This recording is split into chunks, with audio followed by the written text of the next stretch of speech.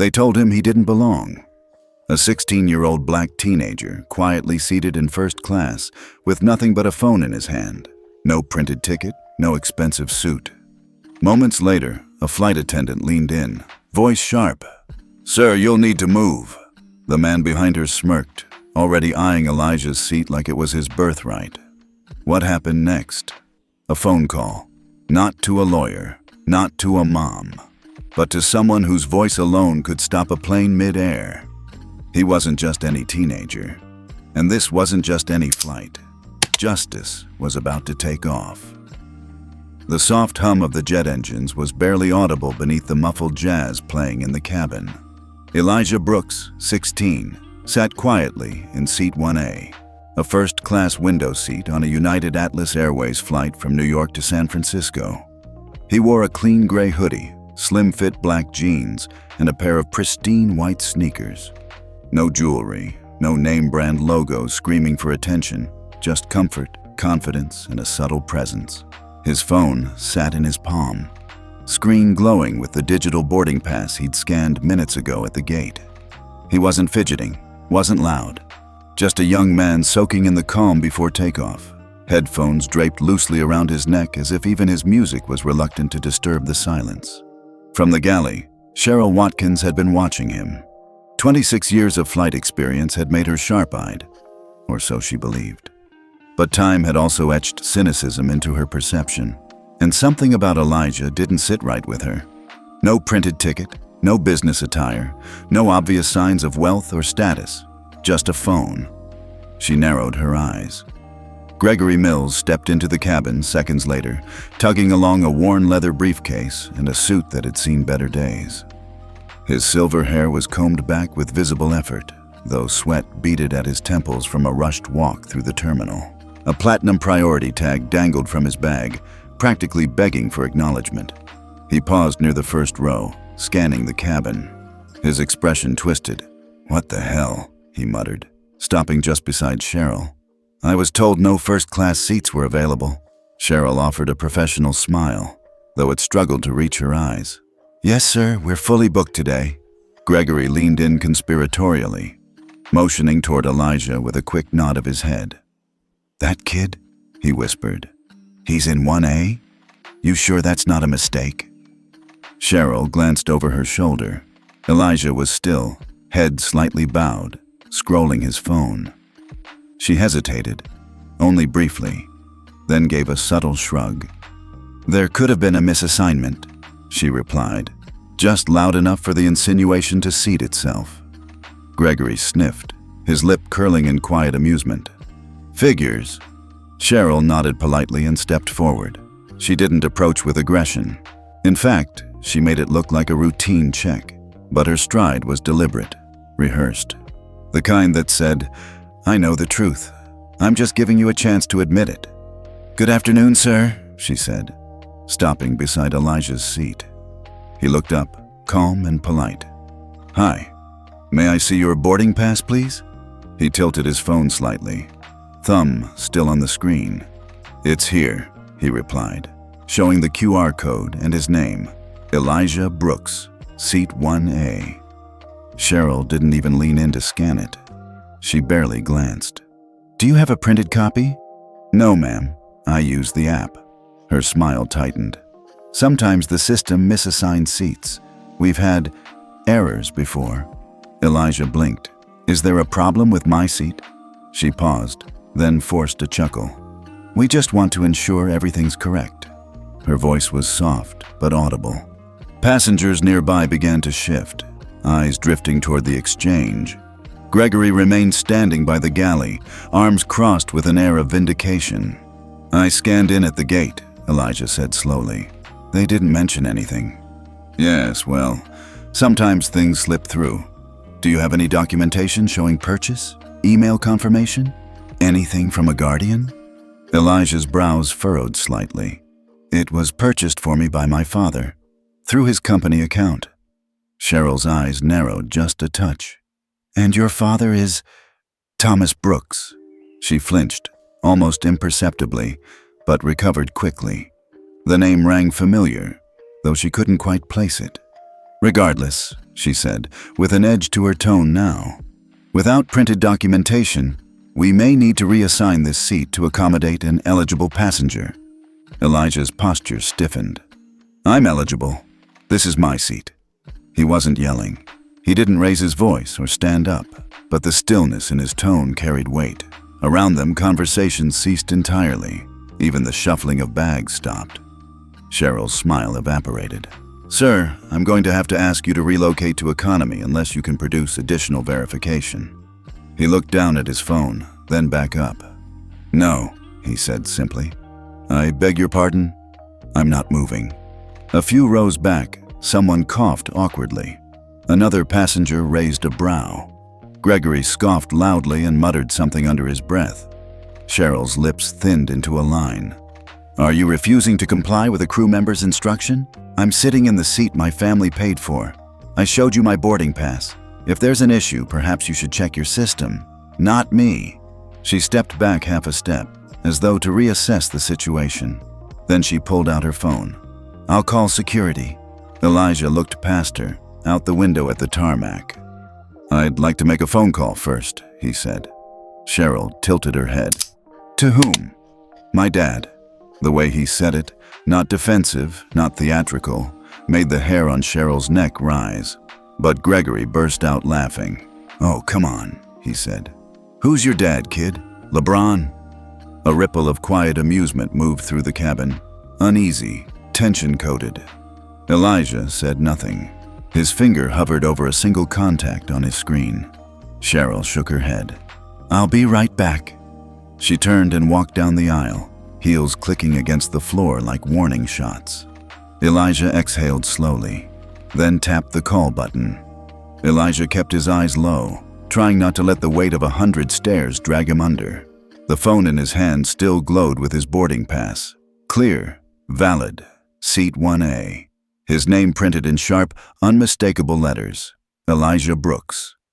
He hadn't raised his voice. He hadn't argued. Yet somehow, he had become a spectacle. Cheryl Watkins stood at the end of the aisle, back turned as she whispered hurriedly into her phone. Gregory Mills remained standing in the galley like a sentry, arms folded, eyes filled with smug satisfaction, as if justice was finally being served. Elijah lifted his phone higher, tapping once to brighten the screen. The QR code hadn't vanished. The timestamp hadn't changed. This was his seat. His boarding pass. His right. A shadow passed across the aisle. "You okay, sweetheart?"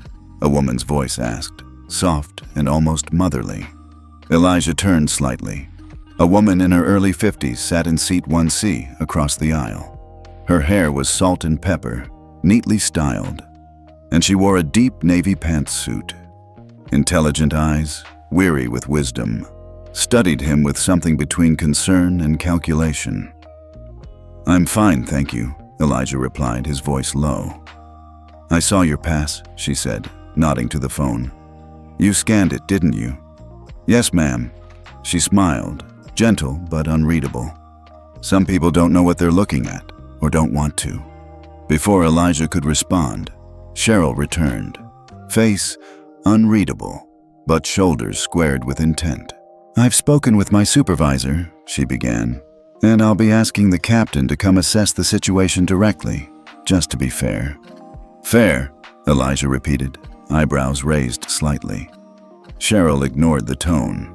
"Also," she added, loud enough for several passengers to hear, "electronic boarding passes aren't accepted as sole proof of seat assignment for unaccompanied minors. Company policy." Elijah blinked. "That's not true." "It is when there's no printed copy," she snapped. "You're technically a minor, traveling alone. We need additional verification." Gregory let out a bark of a laugh. "See, I told you. These self-upgraded kids always think they've gamed the system." Elijah turned toward him, jaw tightening. Sandra leaned forward in her seat. "Excuse me," she interjected, voice calm but firm. "I'm pretty sure TSA accepts electronic boarding passes from everyone, regardless of age." Cheryl turned sharply. "Ma'am, I'd appreciate if you didn't interfere." "I'm not interfering," Sandra replied. I'm observing, and I think others are too." A quiet murmur spread through the first-class cabin. The air had shifted. Elijah could feel it pressing in around him, part friction, part fragility. His skin crawled with the tension. "I'd like to call my father," Elijah said again, this time clearer. Cheryl paused. "You want to call your dad?" she asked, her voice bordering incredulous. "Yes, just one call." She chuckled under her breath. "We're minutes from departure. You're lucky I haven't called airport security yet." Sandra narrowed her eyes. "He said he wants to make a call. That doesn't seem unreasonable." Cheryl's jaw clenched. "As I said, the captain will be down shortly." Gregory couldn't help himself. "Who exactly is this dad of yours, kid? What, is he going to sue the airline because his little prince didn't get a snack yet?" A few titters of uncomfortable laughter echoed from farther back. Elijah didn't answer. Instead, he leaned back slightly in his seat, tapped his phone again, and navigated to his contacts. Sandra watched him closely, her fingers resting on her purse like they might spring into action. "Do you need me to talk to someone?" she offered. Elijah looked over and, for a moment, said nothing. Then he nodded, barely. "Not yet," he replied. "But thank you." Sandra's lips twitched. Not a smile, something else, something restrained. Cheryl turned toward the cockpit, motioning for someone. She walked off briskly, her ponytail snapping behind her like a judge's gavel. Elijah's fingers hovered over a contact labeled simply, "Dad." He could feel his pulse in his ears. He didn't want this attention, didn't crave the drama. But if there was one thing his father had taught him, it was this: dignity isn't given, it's protected. Sandra leaned back in her seat again, appearing thoughtful. "Ms. Watkins seems determined," she said quietly, almost to herself. "Yeah," Elijah murmured. "She is. Do you get this often?" she asked without looking at him. Elijah hesitated.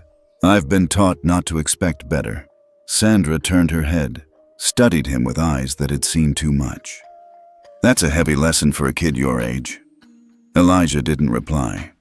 Across the aisle, Gregory fidgeted with his phone, typing something furiously, perhaps an email, or maybe just a smug note to a friend. Cheryl returned once more, this time accompanied by a tall man in a crisp uniform. His captain's wings glinted under the soft cabin lights. His expression was already tired.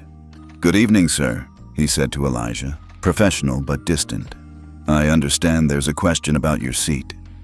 Elijah met his gaze. "There shouldn't be." The captain glanced at Cheryl, then at Elijah's phone. "Boarding pass?" Elijah handed the phone over. The captain studied it for a moment, then looked back at Cheryl. "This checks out." Cheryl stepped in. "Sir, he's a minor. No printed confirmation. No documentation from a parent or guardian. He could be flying under a fake identity for all we know." Sandra exhaled sharply. "That's a hell of an accusation." Elijah looked directly at the captain. "I'd like to call my father now." There was a long pause. The captain's eyes searched Elijah's face, calm, composed, but unyielding. "Make it quick," he said finally. Cheryl bristled. "Captain, I must insist." "You've insisted enough," he cut her off. Gregory slumped into a nearby seat, muttering, "Unbelievable." Elijah dialed. The cabin was so quiet, the sound of Elijah's thumb tapping the green phone icon seemed to echo. The screen lit up. Calling, "Dad." 3 seconds, 4. Then a voice answered, deep, measured, and calm. "Elijah." There was a long pause, and then Elijah spoke 4 words, only 4. "Dad, it's happening again." He didn't raise his voice. He didn't cry. He simply stated it like a fact, as if this was something familiar, something unfortunately routine. Before the man on the other end could respond, Cheryl let out a dry, sarcastic laugh. She was standing close enough to hear. "Again?" she repeated mockingly. "What is this? Some superhero hotline? Who's your dad? Captain Justice?" The words floated above the aisle, sharp and cutting. A few nearby passengers chuckled awkwardly, more from discomfort than amusement. Elijah didn't flinch, but Sandra Dean, still seated across the aisle, narrowed her eyes. "Watch your tone," she muttered, but Cheryl ignored her. The captain, Robert Daniels, folded his arms as he watched Elijah's expression. Something didn't fit. The boy was too composed for someone being accused, too calm for a teenager under pressure. The phone buzzed in Elijah's hand. Incoming call, Thomas Brooks. Without saying a word, Elijah held out the phone to the captain. Daniels looked down. He hesitated, then glanced up. "Thomas Brooks?" he asked cautiously. Elijah nodded. "Yes, sir. He'd like a word." Daniels took the phone, still skeptical. "Mr. Brooks," he began, polite but wary. "This is Captain Robert Daniels, United Atlas Flight 209. Whatever voice replied on the other end froze Daniels mid-sentence. His eyes blinked once. His mouth parted slightly as if to respond, but no words came out. The silence around him thickened. Cheryl leaned in, trying to gauge the captain's reaction. Gregory, seated now in 2C, snorted and rolled his eyes. "What's next? He owns the airline," he muttered, earning a chuckle from someone behind him. Daniels turned slightly away from them, still listening. Then his face changed. It didn't contort. It didn't panic. It simply stilled, like someone had poured ice water through his veins. "I understand, sir," he said finally, voice lower now. "Yes, I will. Immediately." He turned back toward Elijah, his posture stiffer. Still holding the phone, he extended it silently to Cheryl. "He wants to speak with you," Daniels said. Cheryl blinked. "Excuse me?" Daniels didn't repeat himself. Reluctantly, she reached out and took the phone. "Hello?" She barely got the word out before the voice on the other end began. Whatever was said, it wasn't loud. But Cheryl's expression shifted rapidly, from confident to surprised to alarmed. Her fingers clenched slightly around the phone. Her jaw moved as if to interject, but she didn't speak. Whatever she was hearing, it wasn't what she expected. Sandra watched closely. Her lips pressed into a thin, unreadable line. Gregory leaned forward, whispering to a nearby passenger, "This is absurd. It's all theatrics." Cheryl's hand trembled slightly as she returned the phone to the captain. She said nothing, eyes no longer darting around the cabin. Daniels turned to the rest of first class. "Ladies and gentlemen, we'll be experiencing a short delay. Please remain in your seats." A ripple of confusion spread across the cabin. Whispers, raised brows, but no one dared raise their voice. Gregory stood up. "What's going on?" he demanded. "Why are we delaying the flight? Because a teenager got upset?" Daniels ignored him. Elijah sat still, not smug, not triumphant, just quiet, observing. Cheryl turned to Daniels. Her voice was a whisper, but Elijah could still catch the tremor in it. "Is this really who I think it is?" she asked. Daniels gave a single nod. Cheryl's face drained of color. Gregory, overhearing, stepped forward. "Wait, who exactly is he?" No answer. Sandra slowly reached into her purse and pulled out her phone. She wasn't recording. Not yet. But her thumb hovered over the camera icon. Just in case. Elijah finally broke the silence. He turned slightly toward Gregory, not with anger, but with something cooler. "You were saying something earlier," Elijah said, "about who belongs in this seat." Gregory stiffened. "You know what? I don't care who your dad is. This isn't about race or class. It's about protocol.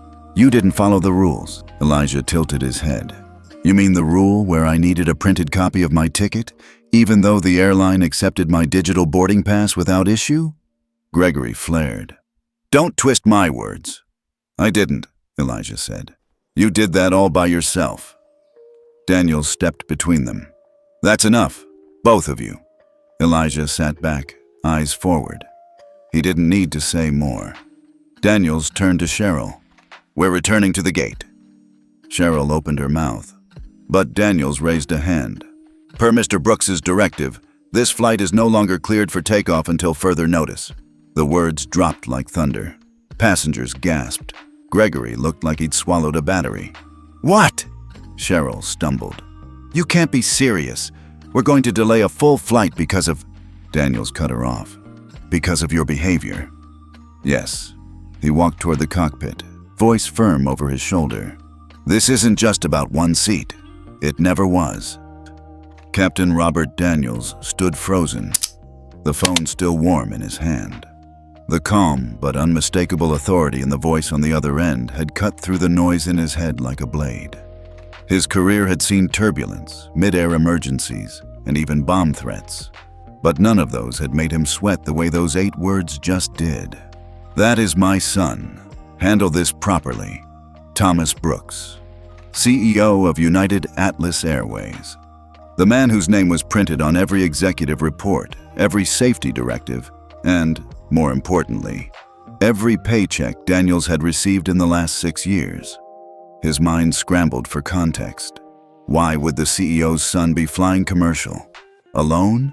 And why in the world had no one notified the crew? Cheryl hovered nearby, watching his face with growing anxiety. Daniels slowly handed the phone back to Elijah without meeting her eyes. Elijah took it calmly and placed it on airplane mode before slipping it into his hoodie pocket. Daniels turned to the cabin. "Ladies and gentlemen," he said, steadying his voice, "this aircraft is returning to the gate for further instructions. Please remain seated." The reaction was immediate. Confused murmurs, frowns, people twisting in their seats to glance at one another. Gregory shot to his feet. "You've got to be kidding me. This is insane. Because of some spoiled teenager?" Daniels didn't respond. He headed down the aisle toward the cockpit, leaving Cheryl and the tension hanging in the air like a low-pressure front. Gregory turned to Cheryl. "Is this real?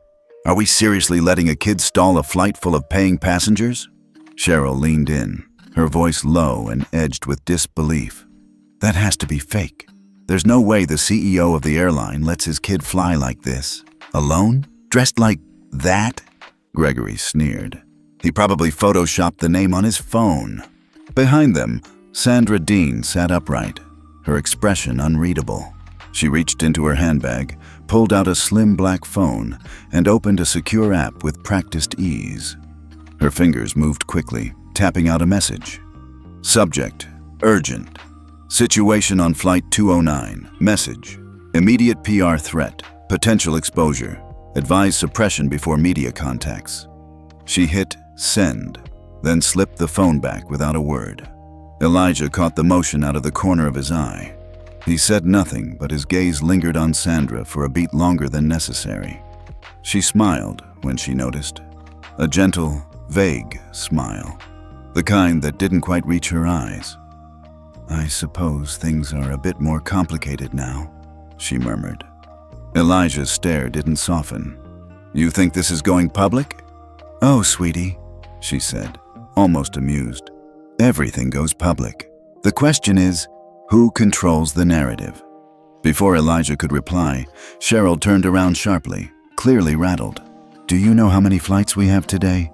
How many delays will happen because of this?" "You could have just looked at the boarding pass," Elijah replied flatly. "I did," she began, but Gregory cut in. "No, she did what she was trained to do. Protocol matters. You don't give up control of a cabin to a kid with a phone and an attitude." That made Sandra arch an eyebrow. Or maybe, just maybe, control should be earned, not assumed. Gregory glared at her. "Oh, please. You think this is about race?" Sandra didn't respond. The intercom crackled again. "Ladies and gentlemen, this is your captain. We are now taxiing back to the gate due to a delay. Further instructions will follow." The groan that swept through first class wasn't just about time. It was about confusion, tension, the sudden shift in power no one could quite make sense of. Cheryl approached Sandra, attempting to rally support. "Ma'am, I really appreciate your patience.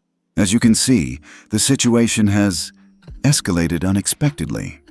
Sandra looked up with the cool demeanor of someone who's seen dozens of similar plays unfold. "I think you'll find that escalation often begins with assumption," she said simply. Gregory, meanwhile, was frantically typing into his phone again, probably composing a furious complaint to customer service or his lawyer. Elijah remained motionless, but beneath his stillness was a storm. He wasn't confused. He wasn't stunned. He was calculating. He knew the game now. They didn't see him.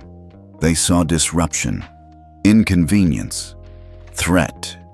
And now that they knew who he was, who his father was, they'd stopped speaking to him directly altogether. Even Cheryl, now pale and rattled, avoided his gaze entirely. The plane rolled slowly toward the gate. Sandra glanced out the window, then down at her smartwatch, checking a silent alert. Her message had been received and replied to. Understood. Delay the reveal. Legal team en route. She smiled faintly. Will your father come here? She asked Elijah, conversational as ever. Elijah didn't answer right away. He stared straight ahead, voice measured.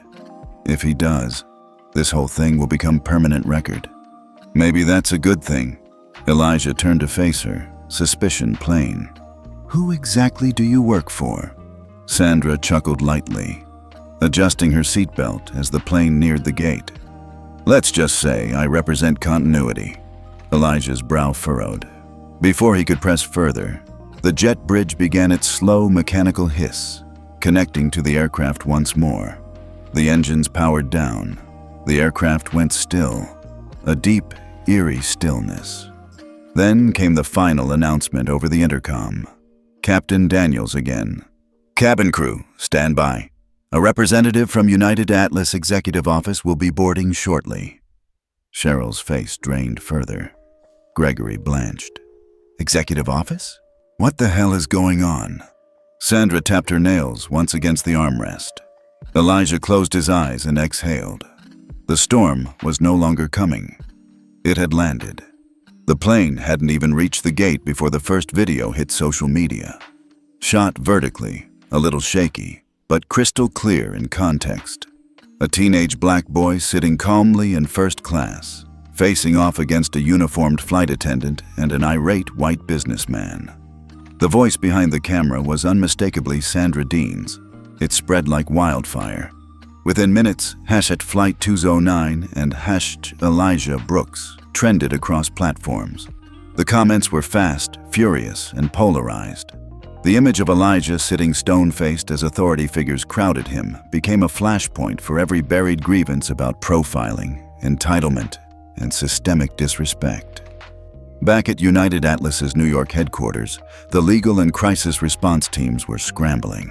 One floor above the press department, a woman in a tailored gray blazer stormed into a secured meeting room. "We have a problem," she said without preamble, throwing her tablet onto the table. On the screen, a paused video of Cheryl Watkins standing over Elijah. The caption, "Teen dragged for sitting in first class with the wrong skin tone." The woman in gray was Miranda Cook, Vice President of Legal Strategy, and she wasn't pleased. "Where the hell is Sandra Dean?" she demanded. "She's supposed to be containing things like this, not feeding them." Someone spoke from the far end of the table. "She's on the flight." Miranda's head snapped around. "Excuse me? Flight 209. She's there. She sent a confidential flag 15 minutes ago." Miranda stared at the screen, then whispered, "She played both sides." Back on the plane, the door opened, and a man in a crisp, dark blue suit stepped on board. His name badge read James Holloway, Executive Liaison, Office of the CEO. Every flight attendant stood a little straighter. Cheryl didn't move. Elijah didn't even look at Holloway as he approached. His phone had long since buzzed out of control. Texts, tags, alerts. He'd silenced it all. Sandra, however, was watching carefully. James leaned down beside Elijah and spoke softly. "Your father's en route. He didn't want you escorted off. He said you stay seated, calm, as always." Elijah gave the tiniest nod. James straightened and turned to address the first-class cabin. "Ladies and gentlemen, on behalf of United Atlas Airways, I deeply apologize for the disruption.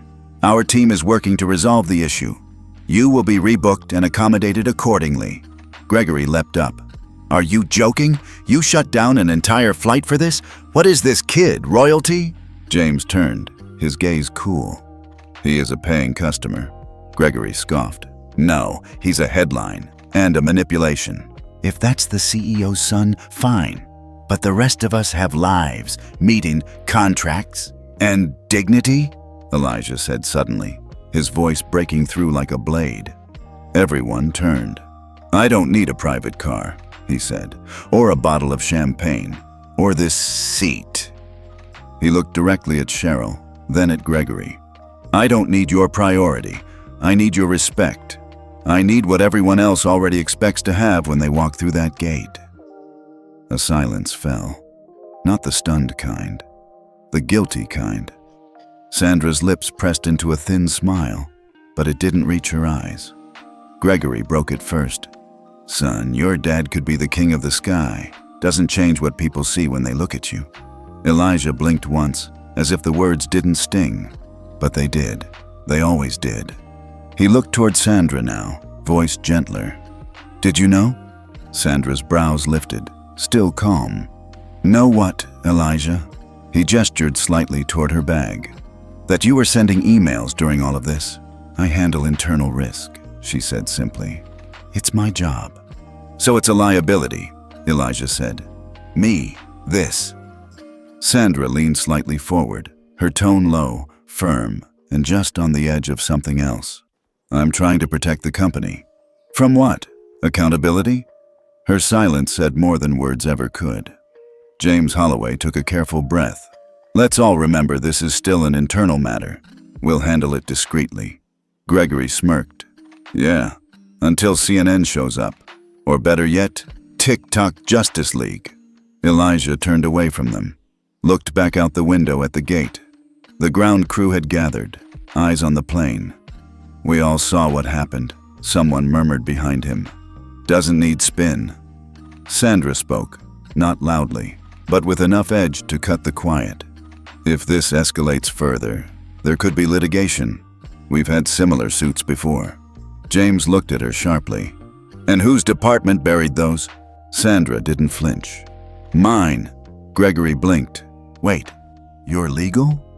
Elijah smiled bitterly. "She's not just legal. She's the firewall." Sandra raised her chin.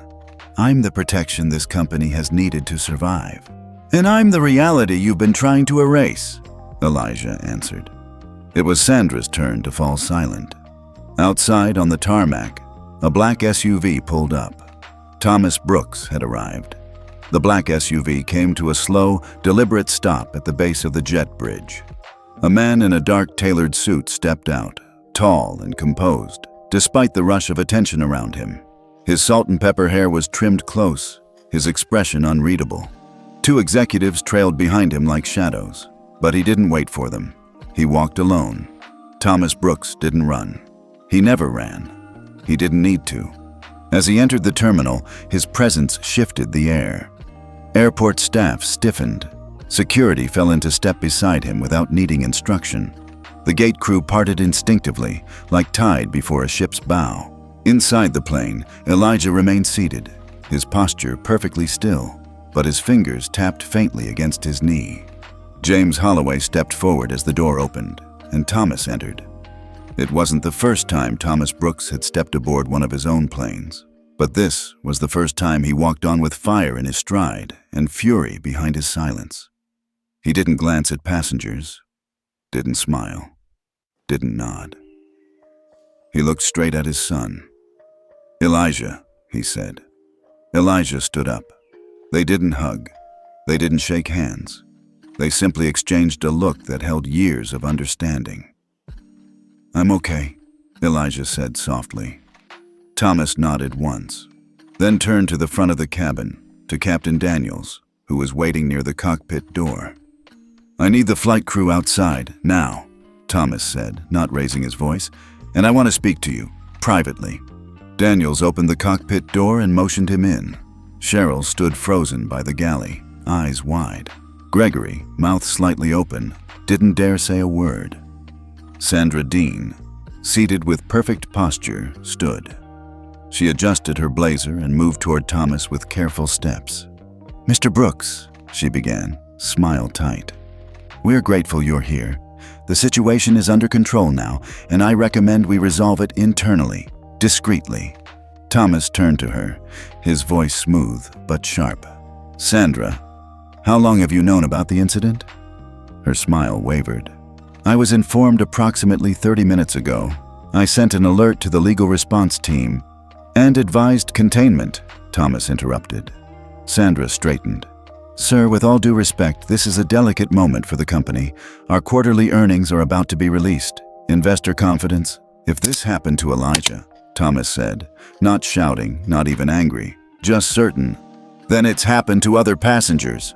Less visible ones without phones, without my last name." Sandra's mouth opened, but no words came. Thomas didn't wait. He turned back to Daniels, who had returned from the cockpit. "Have the aircraft emptied. We are grounding this flight. Effective immediately," gasps rippled across the cabin. Gregory stood. "You're canceling the flight? Because your son got his feelings hurt?" Thomas didn't look at him. "Because one person being humiliated on my aircraft is one too many," Gregory scoffed. "Oh, come on. This is PR theater. You just want to show the world you're different." Now Thomas did turn. He studied Gregory for a long moment. "Tell me," Thomas asked, voice quiet and dangerous, "how much do you value your job at Greystone Technologies?" Gregory blinked. "How do you—" "Because I just got off the phone with your CEO," Thomas said, "and I recommended your contract be reconsidered. You'll be hearing from them." Gregory's mouth hung open. Thomas turned to Cheryl next. She took a step back before catching herself. "You have every right to speak to legal," Thomas said, "and you'll be given that opportunity after you exit this plane, with your belongings, permanently." Sandra took another step forward. "Thomas, this is reactionary. Let's be pragmatic."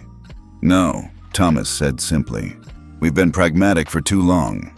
Look where that got us." He looked toward the seated passengers, many now filming, many stunned into silence. "I apologize for the delay. You'll all be fully rebooked, reimbursed, and compensated," he said. "But this flight is canceled. Not for weather, not for mechanical reasons, for principle." James Holloway signaled the cabin crew to begin the deboarding process. Elijah still hadn't moved. He looked at his father with something more complicated than pride. "You didn't have to do this," he said quietly. "I did," Thomas replied, "because you shouldn't have had to." Sandra's face remained perfectly neutral, but her eyes were racing, calculating. As passengers stood and gathered belongings, Cheryl lingered near the front, unsure what to do. Daniels approached her. "Come with me," he said. "You're really doing this?" she whispered, trembling. Daniels nodded once. "Yes, I am." She walked down the aisle, past Elijah, past Gregory, past dozens of eyes that didn't look away. No applause, no jeers, just silence. At the end of the line, Thomas Brooks watched every step. Then he pulled out his phone. "Set up a board meeting," he told James. "Tonight, full executive committee. Virtual, global, no excuses." "Purpose?" James asked. Thomas's eyes never left the aircraft interior. "We're rewriting the standard." The press release went live less than 2 hours after Flight 209 was grounded.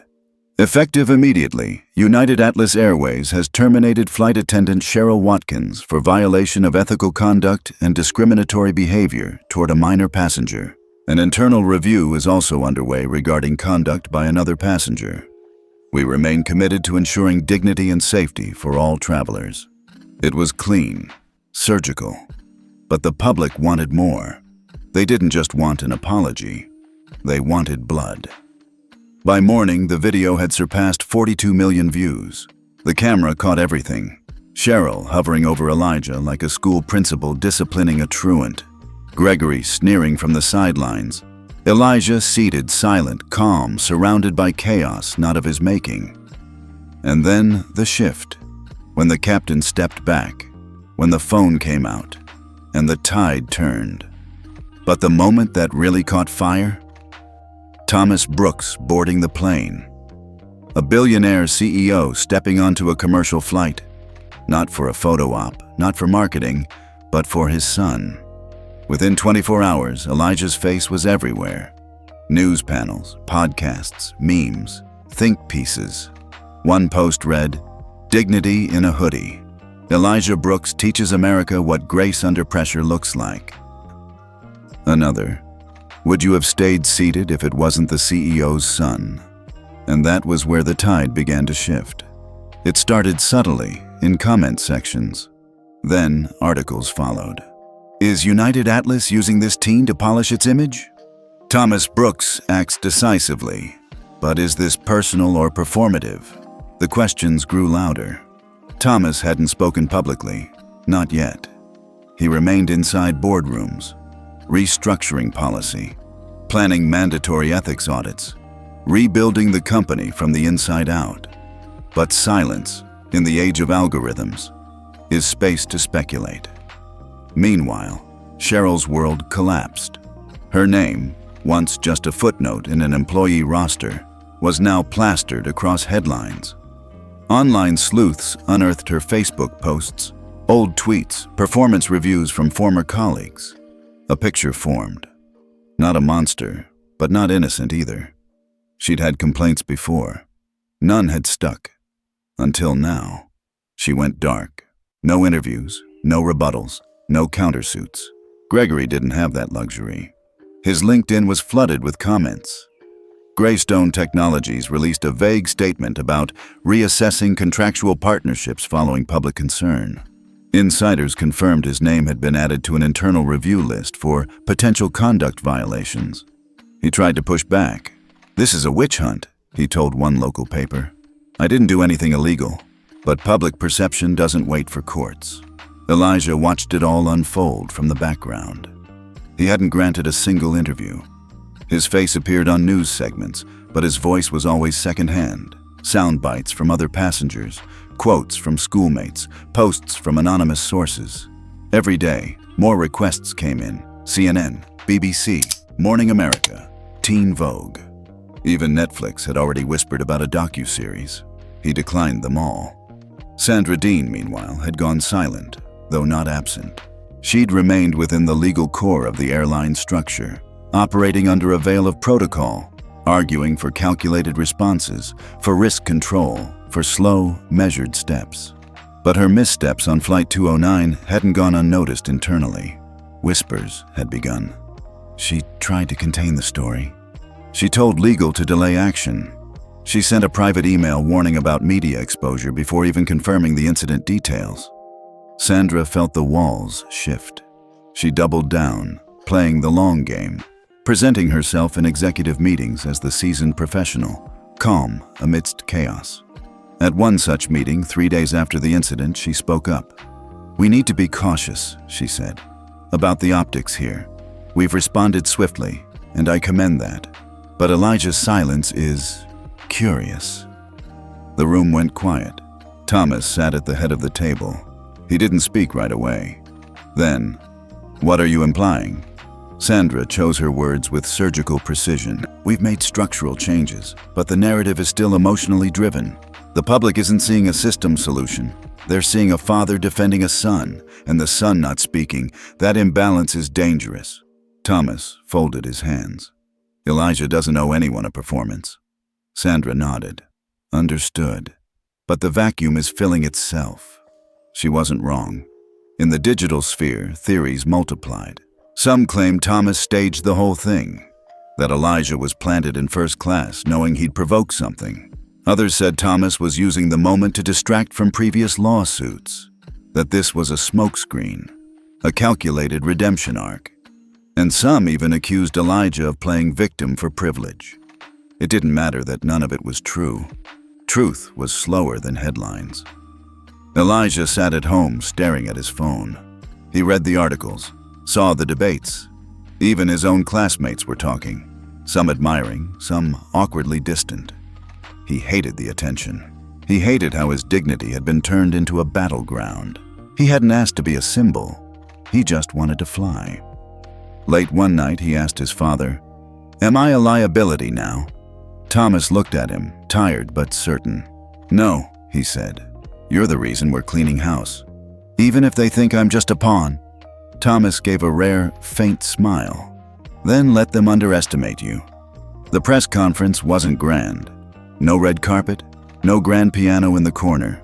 Just a modest conference room inside United Atlas's headquarters. Beige walls and rows of folding chairs filled with reporters and flashing camera lenses. At the podium, the CEO wasn't speaking. His son was. Elijah Brooks, 16, wore a plain charcoal sweatshirt and navy jeans. His hair was neatly trimmed, his eyes calm but sharper than before, like something had been sharpened within him in the aftermath of millions of eyes and assumptions. He looked over the crowd for a moment, then exhaled quietly into the microphone. I wasn't going to say anything, he began. Microphones leaned in.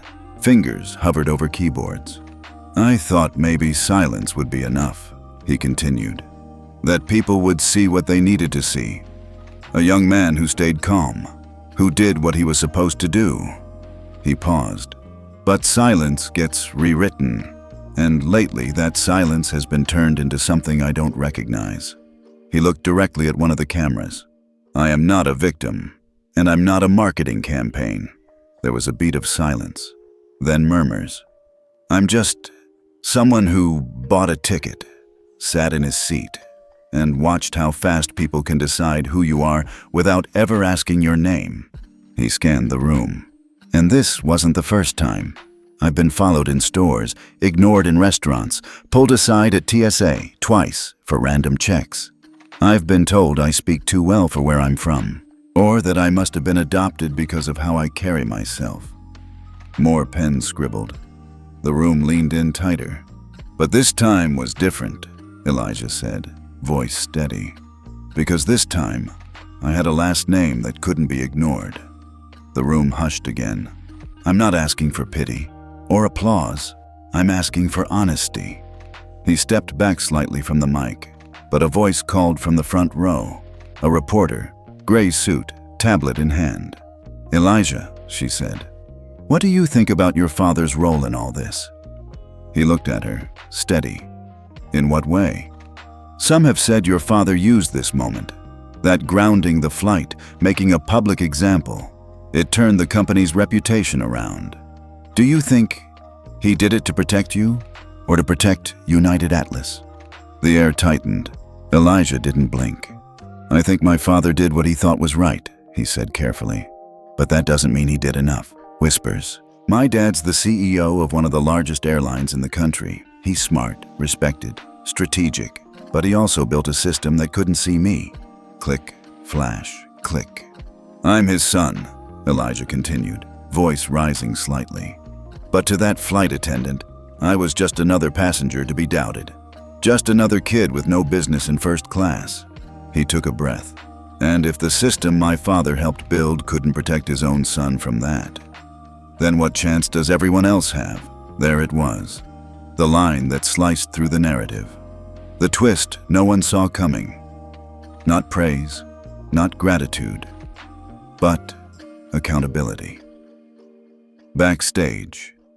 Thomas Brooks stood behind the curtain, eyes fixed on the screen showing the live feed. His jaw tightened, but not with anger, with realization. Elijah pressed on. My dad didn't fail because he didn't love me, he said. He failed because he didn't teach the system how to love people who look like me. A silence dropped so thick you could hear breathing. And now, Elijah said, he has a chance to do better. We all do. He stepped back from the podium. The room erupted, not with noise, but motion. Reporters lunged for questions, microphones extended like arms reaching for a final word. But Elijah simply walked away. He didn't need to say more. His truth was already out. In the hallway outside the room, Thomas stood waiting. Elijah met his eyes. No hug, no handshake. But something passed between them, an understanding. I didn't mean to throw you under the bus, Elijah said quietly. Thomas shook his head. You didn't, he replied. You just turned the lights on. Elijah's mouth twitched. Good, because I'm not done. Thomas nodded once. I know. He put a hand gently on his son's shoulder. Not heavy, not guiding, just there. And for the first time since the day this all began, Elijah smiled. A small one, but real. The boardroom was silent, not out of respect, out of calculation. 12 people sat around the table, each of them executives who had built United Atlas into one of the most formidable airlines in the world. They had weathered fuel crises, competitor mergers, even a ransomware attack 5 years earlier. But nothing had rocked the company quite like this. At the head of the table sat Thomas Brooks, the man who had led them through all of it. Until now. A silver-haired man cleared his throat and stood. His name was Bill Peterson, the oldest member of the board and chair of the Ethics Committee. We've convened this emergency session, Bill began, to address the growing perception that United Atlas is not acting as a neutral corporate entity, but as a personal platform for the CEO. Thomas didn't blink. He had expected this. The swift action, the press attention, the rerouting of resources, all admirable, Bill continued. But some shareholders are concerned. They believe this has become a family matter rather than a company response. Another member added, the silence from the CEO since the incident, especially while his son becomes a public figure, has created imbalance.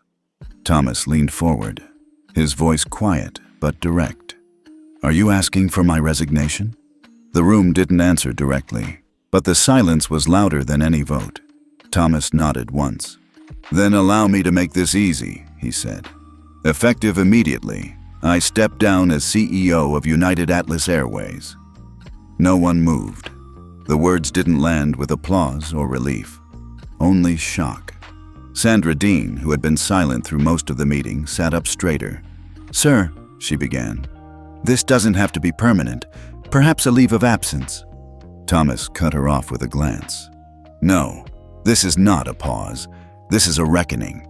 He stood slowly. I've spent 20 years building this airline. I've poured every hour, every decision, every ounce of myself into its growth. And it rewarded me, with profit, with power, with loyalty. He looked around the table, not with bitterness, but clarity. But somewhere along the way, we started rewarding protection more than we did progress. We hired more lawyers than listeners. We trained more compliance officers than compassion officers. No one interrupted. And the irony is that it took something personal, something unignorable, to make me look in the mirror, and I didn't like what I saw.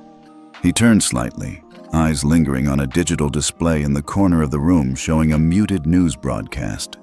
Elijah's face, a screenshot from the press conference. That young man, Thomas said, voice thickening, should never have had to carry the burden of fixing the system I built. He exhaled deeply. Sometimes, to save a ship, the captain has to go overboard. It wasn't a quote. It was a surrender. He turned and walked out without waiting for a response. The news broke within the hour.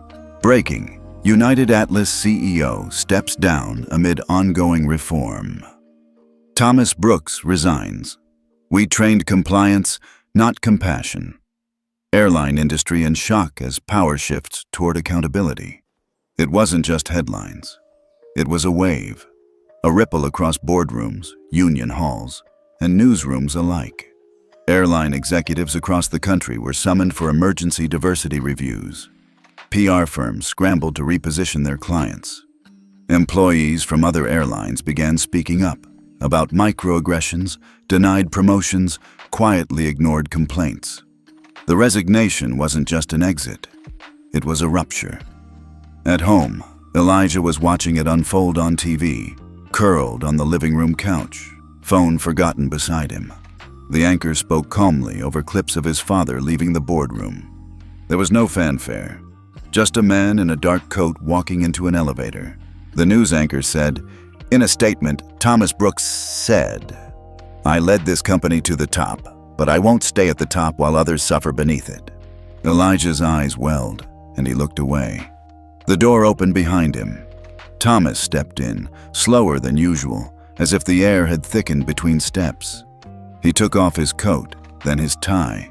laying both carefully on the arm of the chair.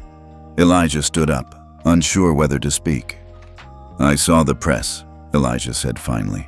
Thomas nodded. "You didn't have to," Elijah said. "They pressured you." "No," Thomas replied, his voice softer than Elijah had ever heard it. "They didn't. You did." Elijah's breath caught. Thomas continued. "Not by force, not by manipulation, but by truth. The kind that doesn't let you sleep when you know better." Elijah looked down. "I didn't want you to lose everything." Thomas stepped closer. "I didn't lose everything," he said. "I gave something up. That's different." They stood there, father and son, in the quiet space between legacy and rebirth. "I'm scared," Elijah admitted.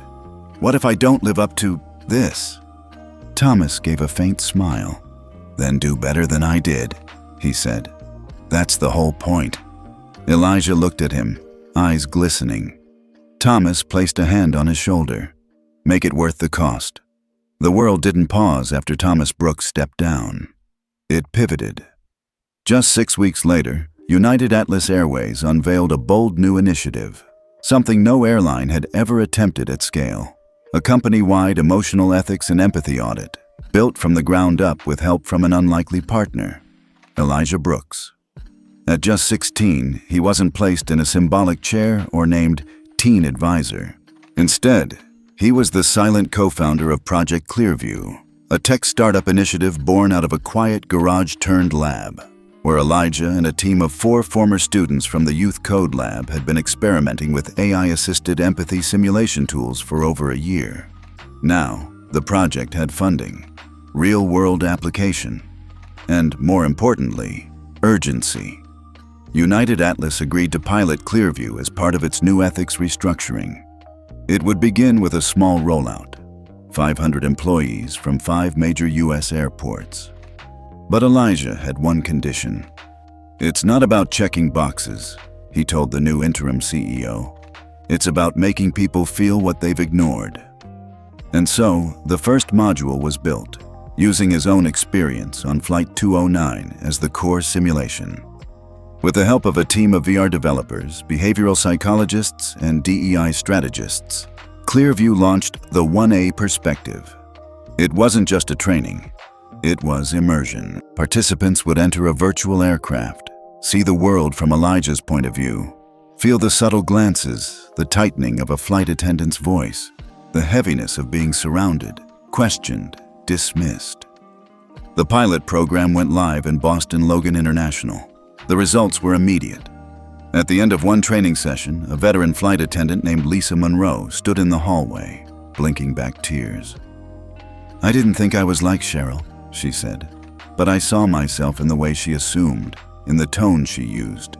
And, yeah, I've done that, not out of hate, but out of habit." She took a shaky breath. "I'm done with habit." That clip was never meant to be public, but someone recorded it, anonymously, and it went viral within a week. Soon, hundreds of employees began stepping forward, not defensively, but reflectively. One gate agent wrote in her post-training feedback, "I used to assume if someone looked lost, they must be flying for the first time. I didn't realize I was only thinking that when they weren't white." Another, "I wasn't Cheryl, but I was a bystander, silent. That won't happen again." The culture began to shift, not with slogans, but with stories. Elijah never appeared in the videos. His name was credited quietly as consultant and design architect. He didn't give speeches or lead workshops. He sat in on Zoom calls, reviewed feedback dashboards, revised behavioral cue triggers. He didn't want fame. He wanted function. Sandra Dean, once untouchable in her executive tower, found herself in a new role, ethics transition coordinator, stripped of title, but still retained under contract to implement the changes she once tried to contain. In her first internal video conference, she opened with, "I used to believe compliance was the end goal. I now know compliance without empathy is a loaded gun." The room had been silent for a beat after that. Then one hand clapped, then another, until the virtual applause filled the screen like a tide coming back in. Elijah's favorite part of the new system wasn't the headlines, the testimonials, or even the VR. It was the forgiveness circle, a new tradition borrowed from indigenous restorative justice models, where employees who completed Clearview's full emotional training were invited to write anonymous letters addressed not to management, but to the people they had once judged, dismissed, or ignored. Some were mailed to real passengers. Others were archived. Some were read aloud in group sessions. One letter stood out. "To the young man I once asked to prove he bought his ticket, I see you now, and I'm sorry for not seeing you then." Elijah printed that letter. He folded it and slipped it into his backpack. He didn't know who wrote it, didn't want to. It wasn't about names. It was about seeing. By the 3-month mark, Clearview had been adopted by 6 other airlines. One had approached Elijah with a private offer to license it exclusively. He said no. "This isn't a product," he told them. "It's a mirror, and everyone should be able to look." United Atlas, once bruised and battered in the court of public opinion, was being watched again, but this time with curiosity instead of outrage. A CNN anchor said, "We're witnessing something rare. Corporate reform that started with humility, not hashtags." A former critic tweeted, "I still don't trust CEOs, but I trust kids who build truth into code." And amid it all, Elijah remained offline. No press tour, no merch drops, no TED Talks, just work. Quiet, focused, purposeful. He had seen what power looked like when it ignored people. Now, he was building tools to help it remember them. The day Sandra Dean stepped into the press briefing room, it wasn't with the same unshakable posture she once carried on Flight 209. There was no power suit, no pre-written legal script, just a woman with tired eyes and a hard truth in her hand. The microphones lined up before her like a jury. "I've come today," she began, voice low but clear, "not to defend my actions, but to expose them." She unfolded a single sheet of paper. "For years, I oversaw internal reviews. I categorized them, flagged them, and yes, sometimes I buried them. Not because I thought discrimination was acceptable, but because I thought exposure was worse." Her eyes swept the room. "I was wrong." The silence that followed wasn't stunned. It was relieved. A cleansing. "I encouraged delayed responses," she continued. "I authorized settlements instead of apologies. I crafted statements meant to pacify, not repair. I did it for the company, but the company is people." She paused, and for a moment, her voice faltered. "If I had listened sooner, to one complaint, to one voice, maybe a 16-year-old boy wouldn't have had to do what I couldn't." No one moved. "I resign, effective immediately. Not as a scapegoat, but as a sign. Change doesn't start with blame. It starts with surrender." She stepped back. There were no follow-up questions. There was no need. Meanwhile, the fallout for Gregory Mills reached its final chapter. After weeks of public pressure and mounting internal testimonies, Greystone Technologies terminated his contract and issued a bold internal memo that was leaked to the press hours later. "There is no space within this organization, nor any partner company, for behavior that undermines dignity. Disrespect, subtle or overt, is not a bad habit. It's a choice, and we choose to walk away from it." Gregory's response was a sputter of defiance in a local radio interview. "I'm not a racist," he claimed. "I just didn't recognize him, that's all. It was a misunderstanding." But the public had already moved on, not out of disinterest, but because the message was clear. Accountability had arrived. Back at United Atlas, a new energy pulsed through the halls. Employee lounges displayed updated posters, not just about safety and service, but empathy and self-awareness. VR stations were installed in 5 new hubs. Recruitment campaigns focused on representation, not image. And new hires weren't just trained. They were asked, "Why do you want to be part of a story that's still being rewritten?" The culture wasn't fixed, but it was no longer broken in silence.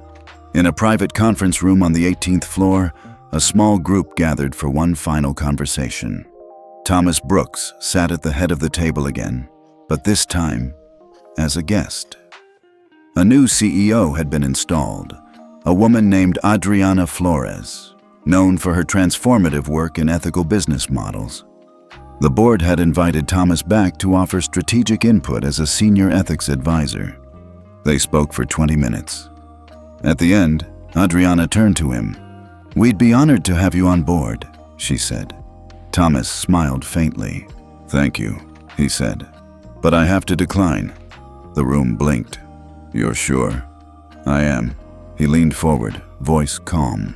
"This company doesn't need me looking over its shoulder. It needs a new spine, and it's got one now." Adriana looked at him for a long moment, then nodded with respect. "Any parting words?" she asked. He thought for a moment, then, "The next generation will do better. I'm counting on that." Later that day, Elijah sat alone in Gate 12A, ironically the same terminal where everything began. He watched as passengers walked by. No one stopped him. No one whispered. He wasn't invisible, but he wasn't a spectacle either. Just seen. James Holloway approached with a cup of coffee. "Your dad turned it down," he said. Elijah nodded. "I figured. He said you'd do better than him." Elijah smiled softly. "We all should." There was a long pause. Then James said, "It feels different, doesn't it?" Elijah looked around. "No, it is different." Behind him, a Clearview VR booth pulsed with soft blue light. A flight attendant stepped inside, and the door closed behind her. The sky above Denver was a quiet canvas of soft blues and pale golds as Flight 388 ascended to cruising altitude. Seat 2A reclined just slightly, enough for the passenger within it to lean his head back and watch the clouds drift by without obstruction. Elijah Brooks, now 23, wore no logo, no title badge, no suit stitched with power. Just a navy blazer over a gray tee, dark jeans, and a quiet calm that couldn't be manufactured. 7 years had passed since Flight 209. Since the boarding pass in his hand had sparked a reckoning that rippled across an entire industry. Now, he was the founder and CEO of Veritas, an AI firm specializing in internal ethics governance, not just for airlines, but for hospitals, schools, and major tech corporations. The company's motto was simple: code for conscience. Elijah hadn't designed systems that judged people, he designed systems that reminded them. And today, he was flying United Atlas again, for the first time in years. Not as a statement, not as a test, but just to get home. Midway through the flight, a small commotion stirred 2 rows behind him. 2 passengers, a man and a woman, disagreed over a reclined seat and elbow space. Nothing violent, just irritation building, tone rising. A flight attendant stepped forward. Sasha, her name tag read. She didn't raise her voice. She didn't lecture. She listened. "Let me see what I can do," she said with calm, measured empathy. She crouched slightly, eye level with the passengers, arms relaxed. "Sir, I know space can be tight. Let me find you another row if that helps.